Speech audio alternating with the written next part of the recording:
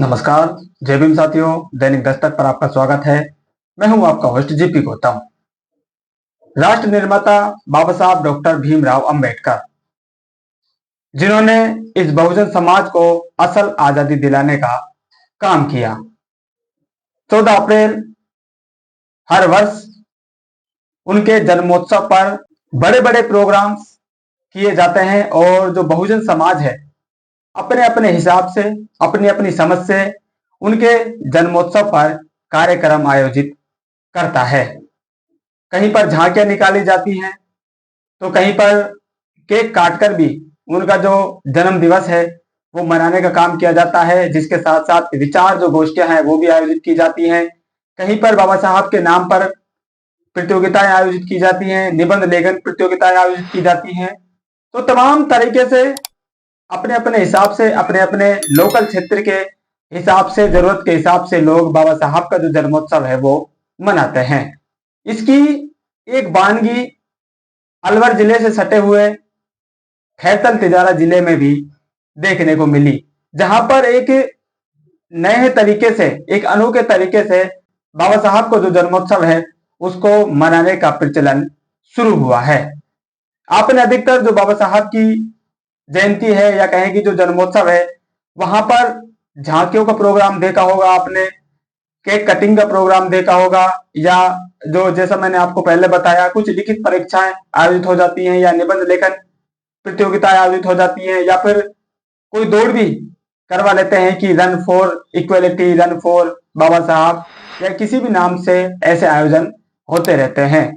लेकिन बाबा साहब की जो जीवनी है, बाबा साहब का जो संघर्ष है, बाबा साहब ने इस बहुजन समाज को क्या दिया और बाबा साहब कैसे राष्ट्र निर्माता हैं, कैसे वो विश्व विभूति बने हैं, इन सब का जिक्र अगर आपको समझना है बिना बोर हुए, क्योंकि आप लंबे लंबे भाषण नहीं सुनेंगे उस दिन, तो इसका अनोखा तरीका खैरतल के जाटव समाज ने निकाला है, जिसके तहत बाबा साहब की जो पूरा जीवन संघर्ष है उसको चित्रों के माध्यम से पूरी जो अंबेडकर भवन है उसके चारों तरफ दीवारों पर लगाया गया है। और उन्होंने जीवन में जो कुछ संघर्ष किया, उनके जन्म से लेकर जो उनका महापरिनिर्वाण हुआ वहां तक उनका जो पूरा जीवन संघर्ष है उसको चित्रों के माध्यम से दर्शाया गया है। आप 5 मिनट में बाबा साहब को जो पूरा जीवन संघर्ष है उसको देख सकते हैं और आत्मसात भी आप कर सकते हैं। इस अनोखे तरीके से बाबा साहब के जीवन संघर्ष को जाटव समाज ने खैरतल का जो अंबेडकर भवन है वहां पर दिखाने का एक प्रयास किया है। आप देख सकते हैं कि 14 अप्रैल 1891 में बाबा साहब का जन्मदिन और ये पूरा स्थल बनाया गया भारत सरकार द्वारा।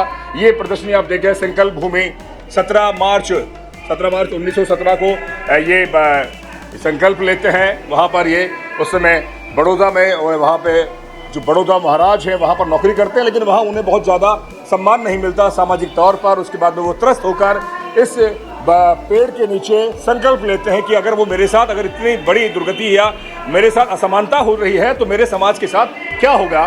तो ये संकल्प, ये बाबा साहब के इस निवास पे मैं खुद जाकर आया हूँ। ये दादर स्टेशन से मुश्किल से 5 मिनट के कदम ताल पर है। ये हिंदू कॉलोनी में ये बाबा साहब का निवास स्थान है।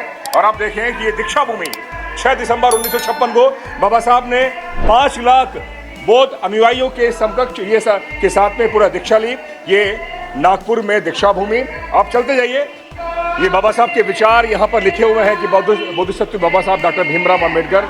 मैं अपने बहुजन समाज से अपेक्षा करता हूँ कि बौद्ध धर्म को पूर्णतः स्थापित करने के लिए अपना सब कुछ न्यौछावर कर दें। निभान क्या है ये आप देखें कि मध्यम मार्ग क्या है, यह अष्टांगिक मार्ग के अतिरिक्त और कुछ नहीं है। यही है जहाँ सम्यक दृष्टि, सम्यक संकल्प, सम्यक वाणी, सम्यक कर्मांत, सम्यक आजीविका, सम्यक व्यायाम, चित्त की साधना, सम्यक स्मृति, सम्यक समाधि, यही मध्य मार्ग है।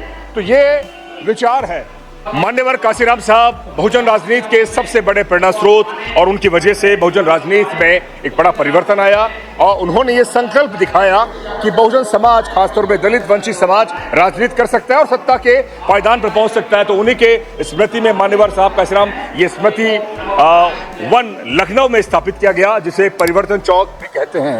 आप समझिए कि ये विचार कहां से आ रहा था। ये बाबा साहब से विचार आ रहा था। महार तालाब